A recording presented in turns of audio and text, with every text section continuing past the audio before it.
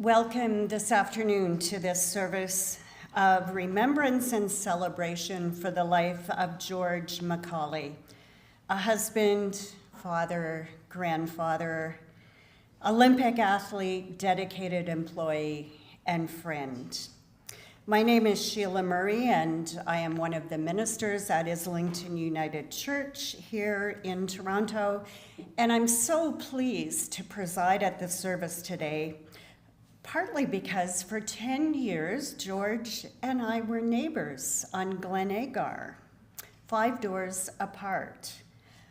Our paths never crossed, as often happens when people are busy with their own lives, but at least once a week, I would walk down Glen Agar, enter my house, and tell my ex-husband he really should have bought that house up the street because I liked it so much better than ours. And so when I met with Catherine and Nancy this week, we sort of felt like this was meant to be today. There's a reading from the book of Ecclesiastes in the Hebrew scripture where the writer muses about the meaning of life. You may remember it from the song, Turn, Turn, Turn. For everything there is a season, and a time for every matter under heaven, a time to be born, and a time to die, a time to plant and a time to uproot, a time to weep and a time to laugh, a time to mourn and a time to dance, a time to scatter stones and a time to gather them, a time to embrace and a time to refrain from embracing, a time to search and a time to give up, a time to keep and a time to throw away, a time to be silent and a time to speak. As our time together this afternoon unfolds, you will hear about the various seasons of George's life, as 3 speakers remember the seasons of which they were a part. In between our second and third speaker, you'll enjoy a slideshow, again highlighting the different seasons of his life. We are pleased today to have Toronto Fire Chief Jim Jessup joining us. George and the Jessup family have a long history. Jim Jessup Sr. worked with George at Yorkville Fire Hall for years as a senior member of his crew and a close personal friend. George believed that everyone should aspire to be a firefighter, and Jim Jr. was no exception. Young Jimmy, as George called him, was going to be a chief someday. And we're so pleased to have him here in that role today to offer some words about George.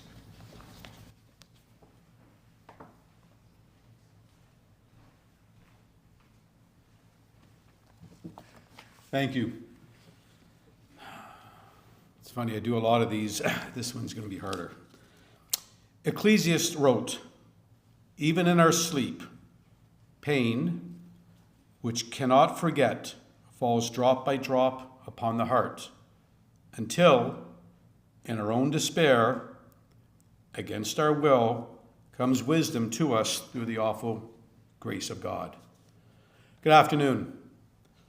On behalf of the over 3,000 women and men of the Toronto Fire Service, I offer my sincerest condolences to Nancy, Catherine, and their families and friends, Toronto Fire brothers and sisters of retired Captain George McCauley. I want to say how honored I am to be here with you and to have the invitation extended, and express the gratitude of the City of Toronto for the service Captain McCauley that began with the former Toronto Fire Department in 1955. I'm often in the unfortunate position when speaking at these events of not having the privilege of serving with the person or knowing the person. Today's not the case. I have known George and his family for over 45 years. And my vivid memories of my childhood were visiting the Yorkville Fire Station and watching George and my father respond to calls and listening to the stories from my father about working for George and the reverence for which my dad held him. George had a well-earned reputation for demanding the most from his firefighters and protecting those who treated the Toronto Fire Department the way it deserved. In fact, George often said to me over the years as my career progressed to treat staff the way they treat the fire department, and that not all staff are equal. And I truly believe that.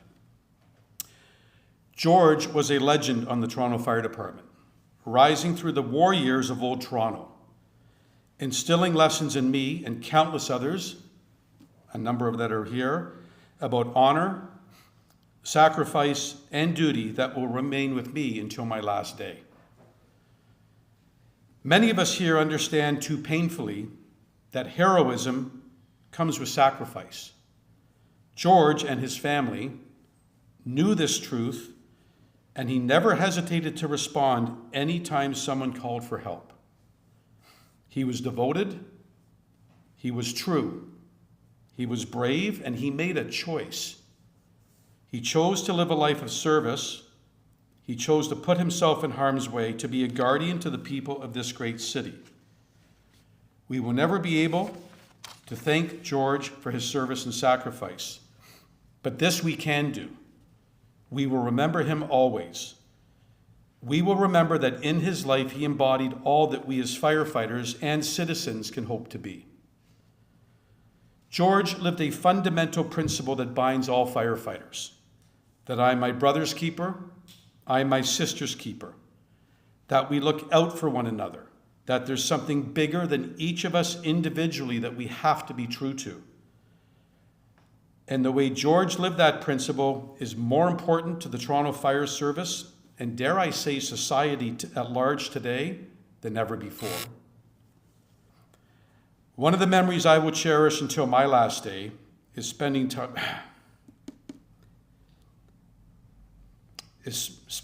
with George this past May.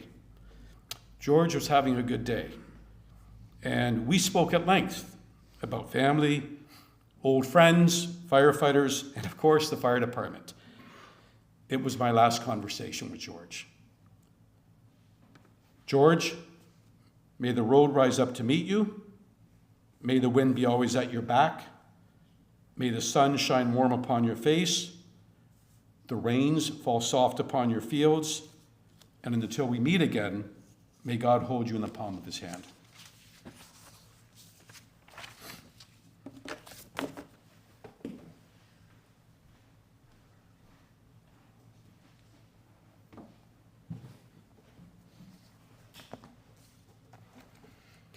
Thank you, Jim, for those beautiful words.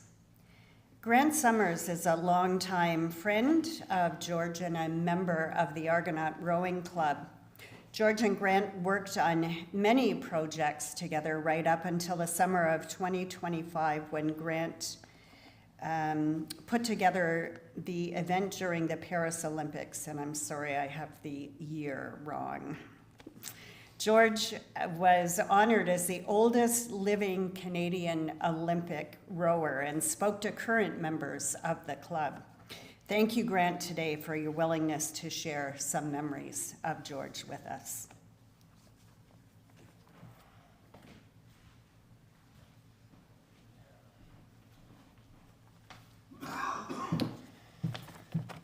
Thank you for having me here today, Catherine and Nancy. And thank you, Jim, for your words. That was beautiful. It's funny, many of the things that you said about George, and as a firefighter, I think are also very true as a rower because, you know, the discipline and the dedication and support he showed to everybody was, you know, it was just remarkable. So I think that it's fitting as a rower that this celebration takes place today. Many of our fellow Argonauts are in Peterborough, Ontario, competing at the head of the Trent Regatta, which is a huge rowing event, one of the biggest in the country. There are members that might otherwise be here today to celebrate the life of George but cannot make it, such as longtime Argo Secretary Judy Sutcliffe, who is chief umpire at this regatta, She and many others send their condolences to the family. Like our president, Jason Van Ravensway, left a very heartfelt note on behalf of the club on the Turner and Porter online obituary section. I'd like to share a paragraph with you, if I may. George was an Olympian, a leader, a true builder of Canadian rowing. His time with the 1952 Olympic 8 showed his strength as an athlete, but it was his decades of leadership at the Argonaut Rowing Club that left the biggest mark. He guided our club through difficult times, preserved our history, and mentored countless members. Quite simply, the Argonaut Rowing Club would not be here today without his dedication and steady hand. And another Argo fundraising director, Irina Rubin, wrote a letter which she'll be sharing with Catherine and Nancy soon, but I'd like to read a paragraph of that as well. From the moment I first came into the clubhouse, I sensed that the walls and oars and photos were alive with stories and memories. In particular, the presence of George's legacy is impossible to miss. He stood for something larger than himself, the ideals of passion, perseverance, deep commitment, and excellence. And he allowed the next generation to stand on his shoulders. Irina has been working closely with the family, planning for the construction of a memorial bench facing our watercourse as a lasting legacy to George. If you would like to donate to this, there are cards located in the lobby and beside the guest book with a barcode that would scan and take you to the website with that page if you would like to do so. And to further honor George, our club is renaming the trophy presented to the Outstanding Oarsman of the Year from ARC Oarsman of the Year to the George McCauley Oarsman of the Year Award. And I think he would be very happy to hear that because he was so passionate about rowing and competition. But to me, George was part friend, part historian, part mentor, and part family, all wrapped into one giant guy. I joined the Argonaut Club nearly 30 years ago and met George soon thereafter. He and Mary liked to visit our print shop in Mississauga frequently, and we produced a large back bar print of the 1952 crew, photographed in the first dead heat finish at the Helsinki Olympics. This still resides at the club. Many a day we shared in rowing banter, race strategies, and techniques to get faster.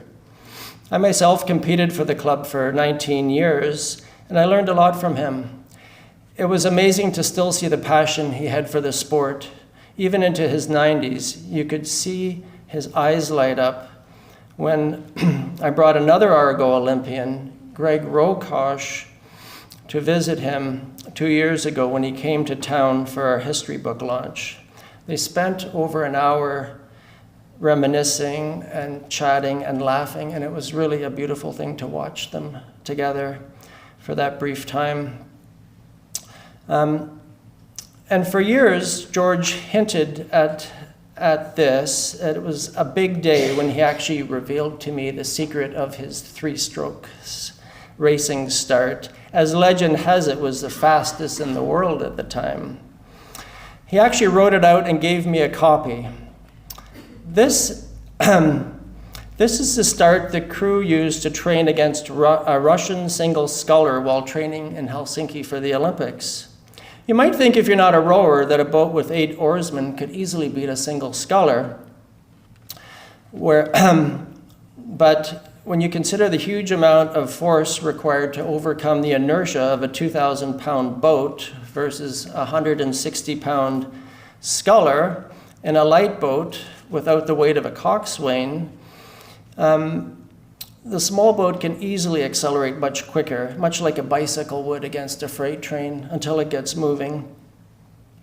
Usually within 20 strokes or so, they would catch up. But this Russian sculler could not beat them, and he said every other boat that he raced in those games and practice he could beat except the Canadians. But it's a long, I'm sure many of you have heard the story of him at the Helsinki Olympics and how their boat was destroyed and the adversity they overcame. But they did very well in the end nonetheless. But this little vignette is just one of dozens of stories George would share with me.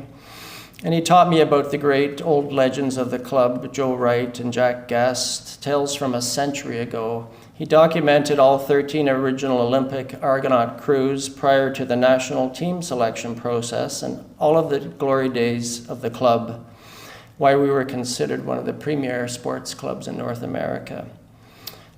He helped inspire my love of history for the club. And George knew the history better than anybody in the 150 years of the club. Nobody knew the history like George. He tirelessly dedicated himself to learning everything about everybody who was anybody at the club. So, and as he got on in years, I took over the role of de facto historian at the club, which led to the creation of Argonaut Olympian features, which now reside on our website, the creation of the Argonaut Historical Society, and the production of our book, Perseverance and Glory, The History of the Argonaut Rowing Club. The genesis of that book was thanks in no small part to George and his archives, and much of the information that he passed on to us, we are forever grateful to have. When visiting George years ago, I noticed a framed newspaper article featuring George as Canadian Firefighter of the Year. I think it was 1984. And I was completely shocked because he had never mentioned that to me before. And then he said how he had crawled through a burning apartment single-handedly in High Park and pulled somebody out and saved their life. And I was shocked, but that was George. In many ways, he was very understated. I knew about his rowing career, but I was amazed at what an incredible career he also had as a firefighter. And when we weren't talking about history or rowing, we shared some nice moments together. George and his late wife, Mary, had my wife Virginia and our daughters up to their cottage for the weekend, probably 20 years ago now. We had a great time just hanging out with them. Mary was such a lovely person who was always at his side. She's also dearly missed. And in those moments, they were like family to us, and I'll remember the good times we shared. As luck would have it, when George moved to Del Manor, his retirement home, he was right next to my mother-in-law, Grace. How random is that? So even after he left his home, we got to see and visit with him all the time. The Argonaut Club wouldn't be what it is today without him. He contributed so much to keeping the memories and the legends alive. And these memories that we have on our website of past greatness help promote and inspire new generations of athletes to join our club and flourish. I can say right now the junior membership at our club is as high as it's ever been due to the booming, even during the booming 40s when George and his cohort of kids from Western Tech and Humberside and Etobicoke Collegiate and Parkdale Collegiate started rowing there. They're all back now and they're in bigger numbers. All roads led to Argos then, and they still do now. We have national team and Olympian members. As recently as the last 2 Olympic Games, we've won gold and silver medals, people from our club that have competed. We've completely renovated our club. We have new 250-foot docks for our ever-expanding fleet of boats. We have new change rooms and banquet facilities. So George leaves this world as he leaves the Argonaut Club in the best shape it's been in for 75 years. On behalf of the Argonaut Club and me personally, George, may all your waters be calm, may your load be light, and may your eyes always be on the horizon, searching for that perfect stroke. God bless you, my friend.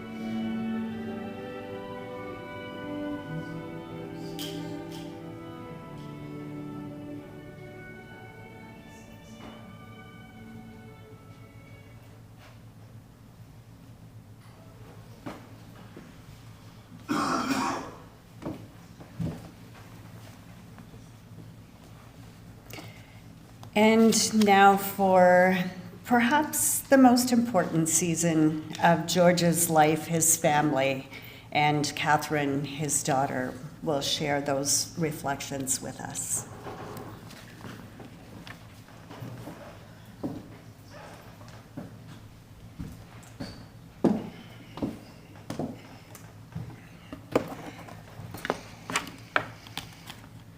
Good afternoon. Thank you for joining us today to honor George as he goes off to join our Mother Mary, who has been patiently waiting, as she did for years, for him to arrive safely home.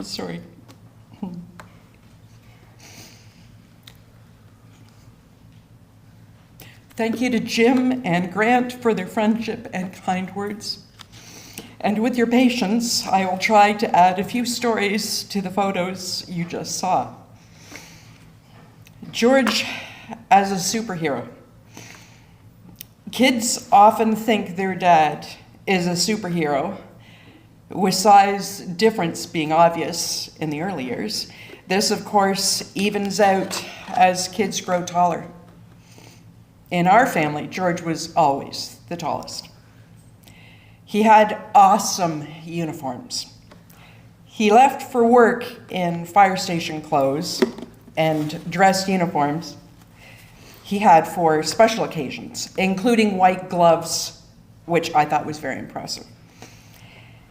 It was when you saw him in full turnout gear that he morphed into the action hero, with huge black boots, heavy coat, and helmet adding to his height.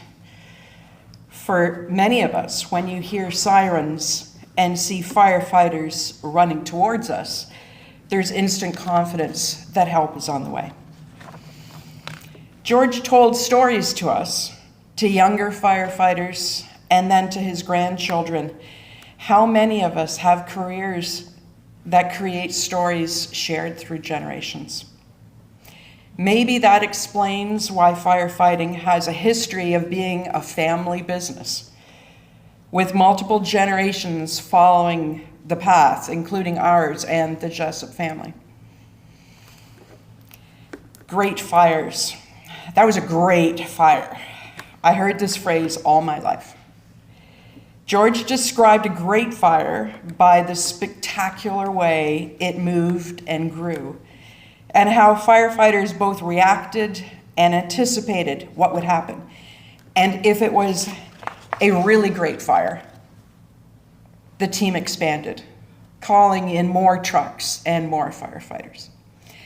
Church fires were some of his favorites, as he described all the open space and wood creating the ingredients for something really big. Amazingly, fires were even something he listened to with his scanner that notified him of what was going on. And one evening, when my mother must have been out, George came to me and said, "Get ready, we're going out." We stood and watched a great fire. George described what the different trucks were meant to do, how each person had a task, and what must have been happening inside the building. It was like a color commentary, complete with a running thread of what he thought should be happening. And then I discovered that George was not the only superhero, but he was part of a club. Another glimpse into the life he led came when I was dropped off at Yorkville Fire Hall for a short visit while my mother left for an errand. I got a full tour, of course, and then sat at a table and watched the crew prepare a meal that looked to me like it would have fed an army. This was another fire hall tradition, the Sunday meal. Then the bells went off. The next moments were methodical, executed with ninja-like precision. And yes, not to disappoint, some slid down the fire pole, and each of them jumped into the boots that were carefully set up around the truck. Coats on, the huge glass door opened, and then they were gone. So you might be thinking, what about the little girl in the station? George had taken me to the floor watch room where one crew member had remained. And that was a great relief to my mother, who arrived shortly after to find me learning all about city maps and radios. I didn't really get the danger until I was older. Even in his last year, George would describe in great detail 6 fires where he narrowly escaped death. And none of those were the fire that earned him the 1985 Firefighter of the Year award. He said that that award was a great honor, but he was just doing his job. A clue to the danger was also the smell of smoke on his clothes when he returned home. Nancy, being 7 years older, had a better sense of the risks, and this sense had a big impact on her. George described the fire department, as both Jim and Grant have alluded, as the best job in the world. How many people can honestly say that they love going to work every single day? He believed that becoming a firefighter didn't happen during training or from the manuals, but rather from the elders. George's elders were the veterans of World War I and II, including our grandfather Alec, who became a platoon chief. War vets were their heroes. To follow those guys into anything, he would say. As a captain, George became an elder and mentored many, including Fire Chief Jim Jessup. Families are the family we get to choose, and at the age of 16, the Argonaut Club became George's second home, his sanctuary, his playground, and where his lifelong friendships were made. Coach K. Smith became a father figure, and his teammates became his brothers. Like families, there was rivalry and competitiveness, but also great love and loyalty. As his crewmates died over the years, George would retell stories of their great adventures, traveling to competitions, meeting new people, getting into mischief, and having the time of their lives. As you saw from the photos from Helsinki, the Olympic crew walked like they owned the world. During the 2024 Paris Olympics, as Grant mentioned, George was honored at the Argonaut Club as the oldest living Canadian rower, Olympic rower, in the same building where he had spent decades as a young athlete, Canadian champion, Olympian, and later club manager and historian. That day, he spoke as an elder, recounting his experience and sharing wisdom with a group of young rowers. As the historian for the club, he leaves a legacy with the George McCauley collection of rowing photos and memorabilia that is housed in the Toronto Archives. George could also build anything. George and Mary bought the cottage property on 3 Mile Lake the year I was born.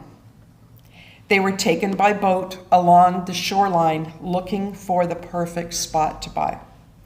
The trees were dense and it was hard to predict how the property would look, so it was the rock formation on the shoreline that was the clincher. The rock formation became the playground for Nancy and I, followed years later with the 4 grandkids. With a cement base poured and frame raised, George built the cottage. No detail was missed, since George was meticulous, to the point that he laid out every piece of cedar plank outside one by one to ensure that they complemented one another. There was no job that tools, a case of beer, and intrepid friends couldn't meet, including one weekend where George and his old pal Don Douglas cut down trees and built a dock. The fire hydrant you saw in the photo was added years later and became a misguided sense of security for the other cottagers. When we had to sell the cottage, the hydrant went to a younger Toronto firefighter who also had a cottage on the lake. His greatest love was Mary, who he fell instantly in love with at first sight. On that fateful day, Mary walked past 91 Pearson Avenue towards her home around the corner. Even in his 90s, George could describe the first time he laid eyes on her. Exactly what she was wearing, a white blouse with a Peter Pan collar. He knew what that meant. A dark skirt and a matching purse and shoes. It turns out that Mary would normally walk home along Marion Street, but that afternoon she took another route that took her right past George's house. She was literally the girl next door. In the past few years, my son Brian and I have been poring over George's massive photo collection. For today, I chose photos of the two of them over their 60-year marriage to show how completely devoted they were to one another. Combing over the photos, we saw the same pose, the same look, and the same connection. George as a dad. George's love extended to Nancy and I, and later to his grandchildren who he adored. Anthony with the clear resemblance, kind heart, and charm. Philip with great athletic ability and competitive instinct. Renee, who shared his gift as an artist and a calling to be of service, to care for others. And Brian, who shares his passion for history, artifacts, and legacy stories. Family legacy extends beyond the fire department. You can still find photos of George's early athletic achievements in the halls of Western Tech School, the swimming, basketball, and later the rowing team. Also, in the halls of that school, you can find George's sister Heather's name on a plaque as valedictorian, and more recently, the glorious hallway murals designed and painted by his adored Renee. What a privilege it is that George lived long enough to be a great grandfather to 4 beautiful children, Emmett, Madeline, Sienna, and Kira. It is a privilege to get to know a person in real time, and through his stories and photos later on, we are grateful for the stories shared on the condolence page.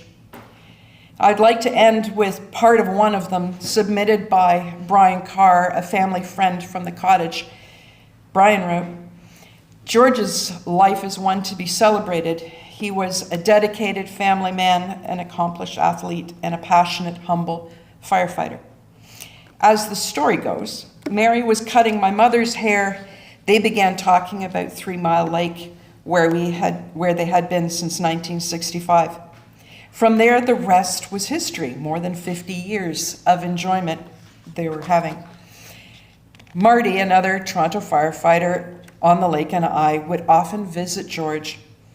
Of course, me being a cop, my stories and my voice didn't quite get the same recognition or attention as his. On one of those visits, George mentioned how he'd love to see a huge old dead tree taken down at the waterfront. Well, in March that year, Marty and I decided to take care of it. We were pretty proud of ourselves. When spring came and George returned, we couldn't wait to tell him the good news. George looked at us and smiled and said, "Boys, thank you, but that wasn't on my property." That was George, always with that wit, humility, and easy humor.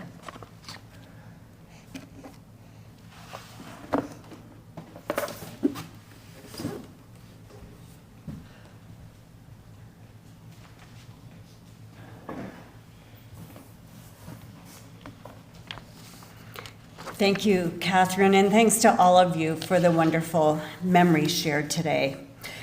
Rest assured, I am not going to preach a sermon. I just want to share a few words of reflection. The words of the writer of Ecclesiastes are some of my favorite. Partly because I have loved the song from when it first hit the charts, but more so because it sums up for me the reality of life. As we know from watching the news these days and from our own life experiences, life is such a mixture of joy and sorrow, good and bad, seasons of growth and seasons of decline. There is not one of us who escapes that variety of seasons, and certainly not one of us who can avoid the last season, which closes out our time here on earth interacting with those we love. None of us know for certain what lies beyond that thin veil separating us from the world beyond the one we know.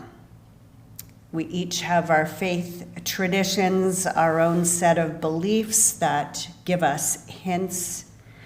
And so I have carried with me now for many years this simple belief that in the end, all of the cares and concerns and burdens of this life are lifted, and we experience absolute and eternal peace. And I also choose to believe, I have to believe, that those who have gone on before us will be there waiting to welcome us home. That reading with which we open this gathering today ends in this way. I know that there is nothing better for people than to be happy and to do good as long as they live, and that each of them may eat and drink and find satisfaction in all their toil. That is the gift of God. And so as we leave this time together, we trust that as George and his beloved wife Mary were inseparable partners here on earth, they are now dancing their way through eternity, enjoying the freedom from earth's cares and concerns promised by our God. And following his good example, we vow to use our days wisely, enjoying the time that is ours and reaching out to others with care and compassion.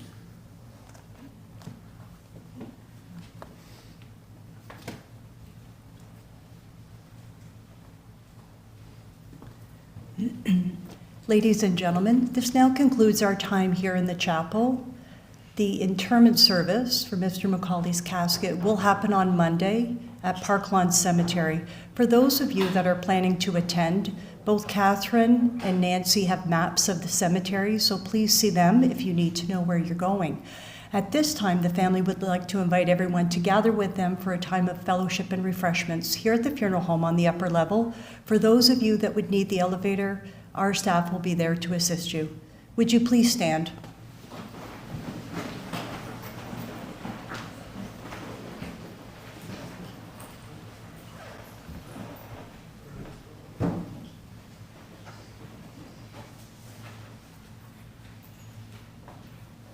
We'll ask everyone to follow the family out as we leave from the chapel.